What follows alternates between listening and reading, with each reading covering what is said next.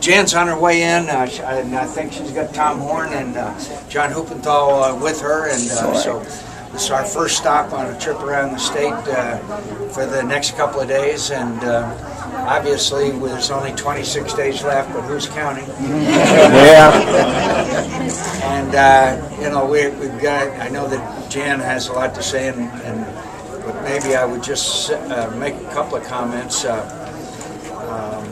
I think we're getting a little bit too confident about this election, so I think we ought to know that a lot of people are not going to make up their minds until the last few days or even a few hours, so we've got a lot of work to do on voter ID and getting our votes out. So, amen.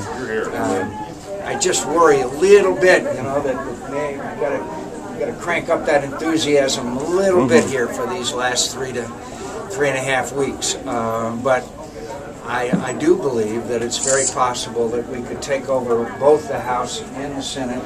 You but bet. everything has We are going to take over. everything has to break right in order for that to happen. As you know, we have to gain 10 seats in the Senate, and as you know, in the House. But one of the key areas of the country obviously will be here in the state of Arizona. We have, you know, really 4 House seats that we could take and should with the right voter turnout.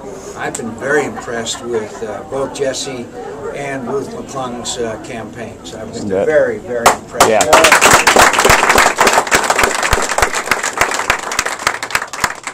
With both of them, and so we got to really work hard and get our voters ID'd and out, and already we're, obviously yesterday was the first day of early voting, and if it's anything like the primary, we'll see like 60% of the votes will be absentee or early voting, so that really means we really should started working hard yesterday. Yep.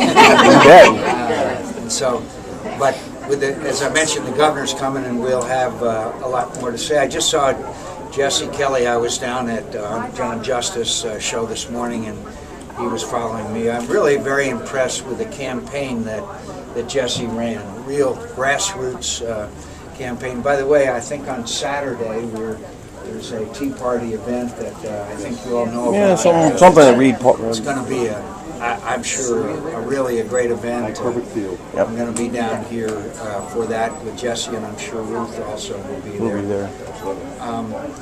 In case you missed it, the Senate and House of the United States of America wrote another chapter in Profiles in Cowardice. Decided to go out of session without addressing the tax extenders, without a budget, and without doing any of the money bills. That just what we did was do a continuing resolution to keep the Congress and to keep the government in being. That's not why we are sent to Washington.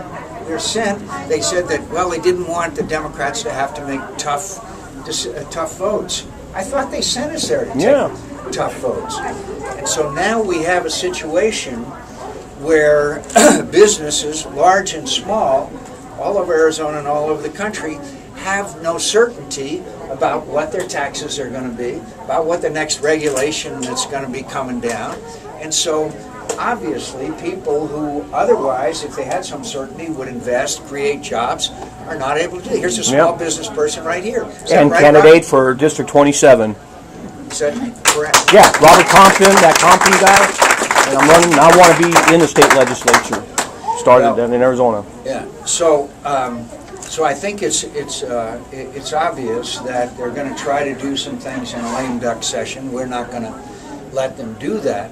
Good. But I think it's really remarkable that we would leave town and businesses and employers and small and large businesses all over America don't know what their taxes are going to be. By the way, one of the taxes that I have to talk to you about is the estate tax. If we don't extend the taxes, the estate tax is going to go up to 55%. Okay? Now, what I really most worry about is that if we don't take care of that and get that tax way back down, that we're going to have many unexplained deaths of mothers-in-law on New Year's Eve. So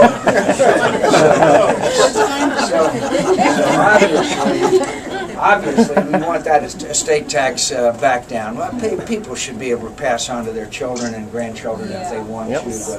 But